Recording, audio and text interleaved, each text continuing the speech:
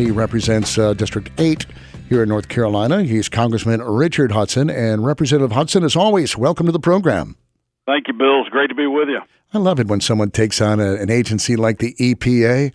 I'm not a big fan of the EPA, but most people don't win. You did. What went down?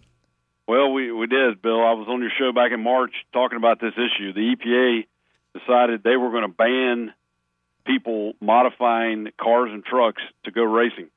And just an idiotic idea. It's something that is a way of life for a lot of people here in North Carolina. But it also would have eliminated a billion, that's billion with a B, $1 billion industry of people that make parts so that you can modify your car to go racing. And Congress in 1990 amended the Clean Air Act, which is where EPA gets their authority to regulate car emissions, truck emissions. I wasn't there, but in Congress in 1990 changed the law to allow the EPA to regulate off-road vehicles, but specifically said this does not apply to vehicles used only for competition. Well, the EPA decided to ignore the will of Congress and try to go after our racing industry, and so we realizing what a big mistake that is. Congressman Patrick McHenry and I introduced a bill called the RPM Act, HR 4715, back in March to block them. But right after you and I talked, the administrator of the EPA came to testify before the Energy and Commerce Committee, so I got to ask her about this, and she acted confused and frankly didn't even understand that NASCAR makes their cars from scratch. That's not what we're talking about. If you're at the top industry of NASCAR, this doesn't apply to you, but everybody else, people that friends and family of all of us that like to modify cars, take them to the local drag strip, take them to the local track. This would absolutely make their activities illegal. And so after grilling her, she actually backed down a little and said that wasn't her intent.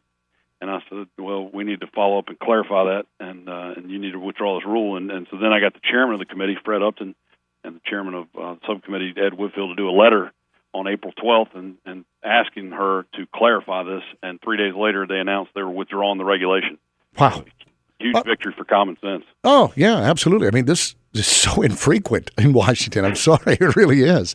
So I'm so glad you were able to succeed in this, because it is. It's really stupid. What's that like when you're trying to have a back and forth with the administrator, McCarthy, of course, with the EPA, and I know it's a big agency and there's a lot going on, but these are real people's lives you're touching with these regulations, and sometimes I wonder if they are even aware of the impact they have on everyday people.